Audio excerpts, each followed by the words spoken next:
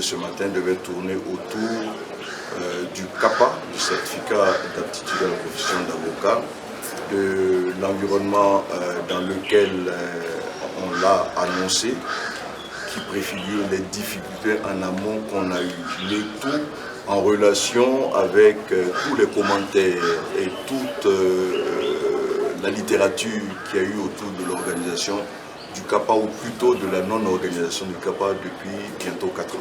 Comme je l'ai indiqué avec force détail, c'est des difficultés d'ordre financier, d'ordre structurel.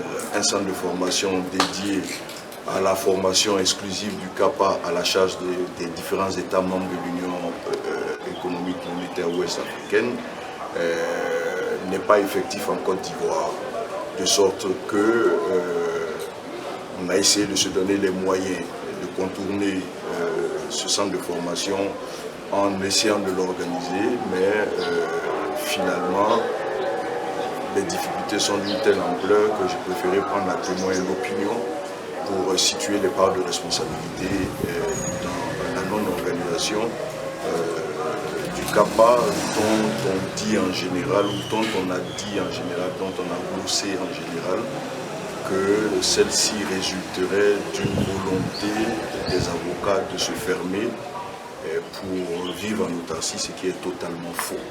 C'est déjà que l'État prenne ses engagements au niveau international.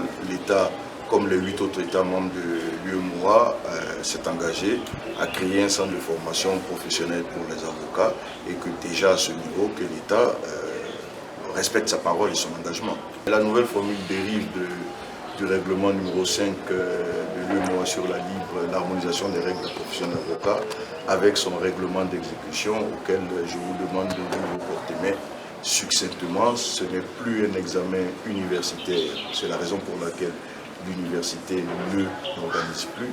Ça reste un examen, un diplôme professionnel qui est contrôlé de bout en bout et organisé par des professionnels, des avocats, des professionnels. On a demandé, on dit, il faut que le centre soit créé. Si le centre est créé, toute la logistique financière va aller avec, n'est-ce pas?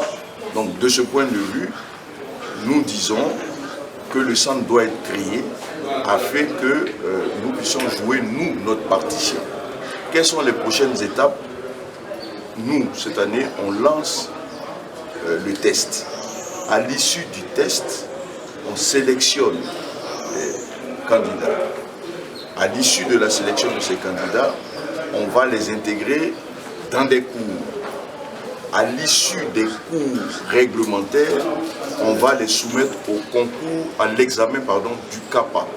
Une fois qu'ils auront obtenu le CAPA, ils seront donc habilités à faire un stage en milieu professionnel. Au bout de ce stage, ils sont des avocats. Voici, nous, notre part.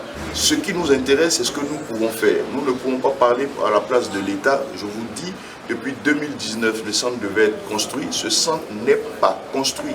Alors, ce n'est pas au bout de cette conférence de presse que je vais m'enfermer dans une espérance vaine pour croire que d'ici demain, ce centre sera... Mais j'ai le devoir de ne pas laisser critiquer les avocats en vain, surtout quand leur responsabilité n'est pas engagée. C'est le sens de entre autres, de cette conférence de presse.